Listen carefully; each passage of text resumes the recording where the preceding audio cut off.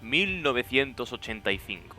Yuen Ho, un joven licenciado en ingeniería electrónica, fundó con los hermanos Benny y Lee Low la empresa Array Technology Incorporated, abreviada como ATI, y pasó de ser suministrador de Commodore a crecer a velocidades del Mac One con su serie Mac de tarjetas de aceleración 2D, a fundar tarjetas de aceleración 3D como la serie Rage y Radeon, a ser la unidad de procesamiento gráfica de consolas importantes y al final acabar siendo comprada por AMD en el año 2006. ¿Qué sucedió?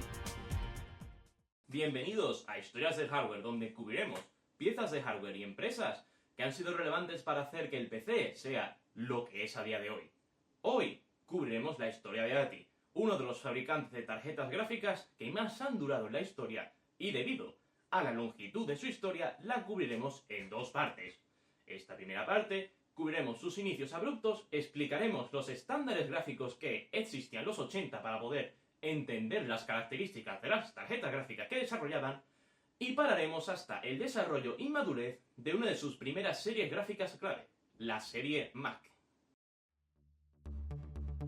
Comenzamos con el propio Yuen Ho, que proviene de una familia humilde y teniendo que partir las horas de estudio de su carrera, la ingeniería electrónica, con el trabajo de sus padres en el campo para poder pagarse los estudios. La carrera, afortunadamente, le pudo suministrar prácticas en empresas como Philips y Wong's Electronics, ayudándole a adquirir así una gran experiencia laboral, hasta que en 1984 decidió emigrar a Canadá. Sin embargo, se encontró con que las cosas no eran como se las estaba encontrando en China, y tuvo mucha dificultad en estar en un trabajo de agrado como había tenido en las prácticas. La cosa cambió cuando conoció a los hermanos Benny y Lee Low, que eran emigrantes de Hong Kong y compartían las mismas inquietudes que Yuen, y juntos, en 1985, fundaron Array Technology Incorporated, o dicho de forma abreviada, ATI, y comenzaron siendo una compañía gráfica con el objetivo de tocar los PC, pero para ello tendría que ser algo austeros en la compañía. Comenzaron siendo 6 personas, incluyendo a los 3 fundadores, y al no tener ningún tipo de apoyo, el capital se le agotó en los meses venideros y se vieron obligados a pedir un préstamo para poder seguir adelante. Afortunadamente, llegaron a un acuerdo con el mítico fabricante de microcomputadores Commodore, con el que ellos suministrarían los chips gráficos para la serie de ordenadores PC-10. Y así, en 1986 superaron el bache y producían 7 millones de chips gráficos 2D a la semana. En 1987, una vez tenían los recursos para poder producir una buena cantidad de chips, comenzaron a fabricar su primera familia de chips gráficos 2D, la EGA y Visa Wonder. Antes de hablar de la serie Wonder, debemos entender, aunque de forma resumida para no hacer este vídeo el triple de largo, que durante los 80 habían nacido varios estándares de señal gráfica: modo de texto, CGA, EGA, VGA y Visa. El modo de texto es el más sencillo al usar caracteres de la tabla ASCII, y aunque daba imágenes de muy baja resolución, es decir, 80 x 25 píxeles si usabas el modo de 80 columnas, y 40 x 25 si usabas el modo de 40 columnas, su gran sencillez ayudaba a hacer animaciones más rápidas que si se hiciera píxel por píxel y con una muy baja demanda gráfica. Es el modo que durante muchos años se ha usado en las BIOS Legacy o heredada como se dice en español, hasta que el UEFI de las placas base modernas los reemplazó. El CGA, establecido por IBM en 1981, usa un espectro de 16 colores y fue la primera en dar imágenes por píxeles y no por texto. Sin embargo, por limitaciones técnicas, solo podía emitir dos resoluciones, 320 x 200 píxeles, usando una de las dos paletas de 4 colores disponibles, que era magenta, cian, blanco y negro, o rojo, verde, marrón y negro, o 640 x 200 píxeles en monocromo.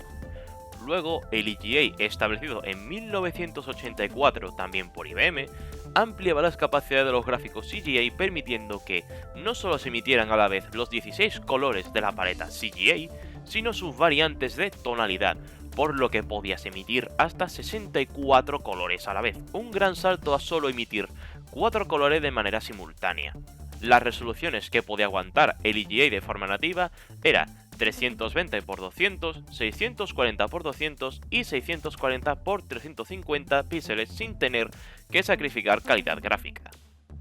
A continuación está el estándar con el que más o menos estamos familiarizados, el VGA. Establecido en 1987 también por IBM, Pasamos de señales emuladas digitales por limitaciones técnicas, como hemos visto en el CGA e EGA, a señales analógicas que combinan los colores primarios RGB, rojo, verde y azul, para poder dar así hasta 256 colores. Lo bueno que tenía el VGA es que era retrocompatible con CGA e EGA para los gamers retro, que les tenía cariño a ver sus juegos preferidos en esos modos, y es muy flexible en resoluciones, pero seguía teniendo limitaciones por el ancho de banda de los conectores ISA de 16 bits, que sería el equivalente moderno a los puertos PCI Express, por lo que solo podía emitir así a 640 x 480 con 16 colores o en 320 x 200 con los 256 colores de forma nativa. Por último estaba VISA, que al principio desarrollaron una ampliación de los conectores ISA para permitir un ancho de banda de 32 bits llamado VLB, que las tarjetas que la soportaban eran lo más gama alta, y así mitigar con el cuello de botella que estaban teniendo las gráficas con el conector ISA de 16 bits. Al final VISA terminó asociándose a un estándar de gráficos que incluso a día de hoy en algunas distros de Linux usan y en algunos juegos se referenciaban como gráficos VISA. Con la ayuda de ATI, como explicaremos más adelante, fundó el estándar SVGA que sería 800 x 600 píxeles en un inicio y que permitiría una escalada de resolución que ha podido aguantar durante muchos años. Incluso monitores modernos de gama baja todavía tienen soporte para SVGA, aunque comúnmente se le diga VGA porque el conector es el mismo. También cabe mencionar el estándar XGA, que IBM pretendía mejorar a VGA solucionando los problemas iniciales que tenía este, además de las resoluciones muy grandes para los 90, como 1024 x 728 píxeles con 256 colores o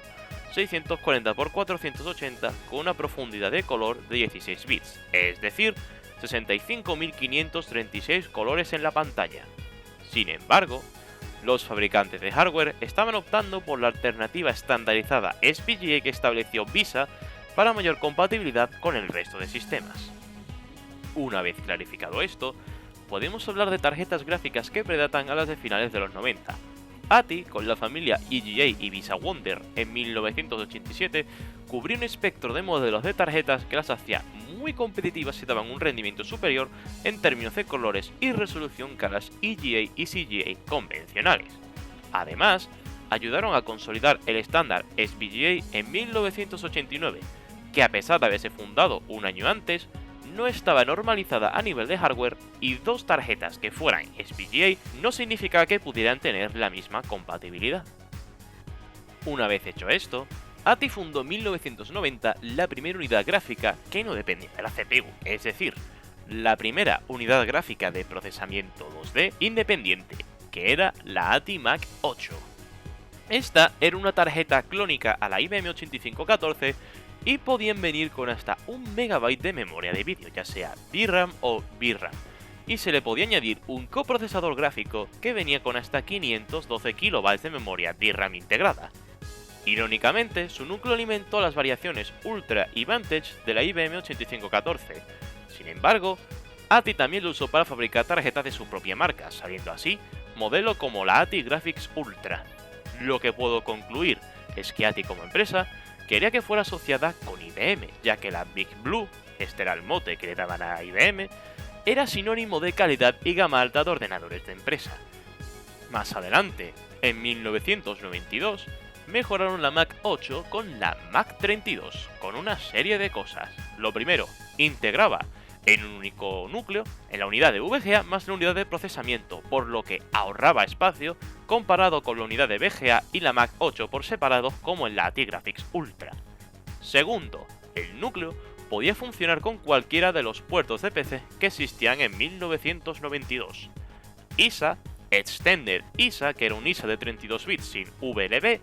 el propio conector VLB, el conector MCA, que era el conector propietario de los ordenadores IBM, y el recién fundado conector PCI. Tercero, era 100% compatible con el IBM 8514, es decir, que ya no era un clónico. Y por último, podían venir con hasta 2 MB de memoria VRAM, un salto al máximo de 1 MB que soportaba la Mac 8. de la Mac 32, existieron muchos más modelos que con la Mac 8, existiendo así Graphics Wonder, Graphics Ultra Plus, Graphics Ultra CDX para ordenadores OEM, Graphics Ultra Pro y Graphics Ultra XLR para OEM. Como podéis ver, viene de antaño de ATI lanzar un buen puñado de modelos de tarjetas gráficas como hacía con su serie Radeon HD, que veremos más adelante. En 1993, ATI, tras el éxito que estaba teniendo tanto con la Mac 8, que la posicionaron como gama baja, como con la Mac 32, que la posicionaron como gama media alta dependiendo del modelo que escogieras, decidieron empezar a cotizar en bolsa y así se registraron en la bolsa de Toronto. No hay mucha información relevante a su valor inicial en bolsa, desgraciadamente, pero les tuvo que ir muy bien para lo que sacaron en adelante. La última unidad de procesamiento 2D que desarrollaron fue en 1994 con la Mac 64, considerado el primer chip de aceleración de vídeo en movimiento, además de soportar colores RGB, haciendo que este pudiera soportar aceleración MPEG para la carga de vídeos en PC. También soportaba hasta 8 MB de memoria de vídeo, 4 veces más que la Mac 32. Bueno, si la lista de modelos de la Mac 32 parecía grande, echaros a temblar con la cantidad de modelos que lanzaron para la Mac 64. Paso una captura directa de Wikipedia. Como podéis ver, intentaban cubrir todos los espectros posibles de precios con los diferentes modelos. También fabricaban tarjetas para los modelos de ordenadores de Apple de los 90, tales como la serie Macintosh Performa, que eran más parecidos a un PC que a lo que conocemos de Apple a día de hoy, e hicieron modelos curiosos como la 3D Turbo Plus, que podía dar señal de vídeo en un televisor con una salida de vídeo RCA, y la All-in Wonder, que podía capturar señal de televisión con un conector RCA. Y hasta aquí la primera parte de la historia de ATI. Todavía queda por contar su primera introducción a la aceleración 3D, terreno del que la Voodoo de 3DFX estaba empezando a conquistar, la fundación de la marca Radeon, que tan característico hizo ATI y que también lo haría AMD, y sobre todo, la dura pelea que tuvo con Nvidia a mediados de los 2000 tras la caída de 3DFX y que Nvidia la comprara. Estad atentos a la segunda parte, que será muy interesante. ¡Hasta la próxima!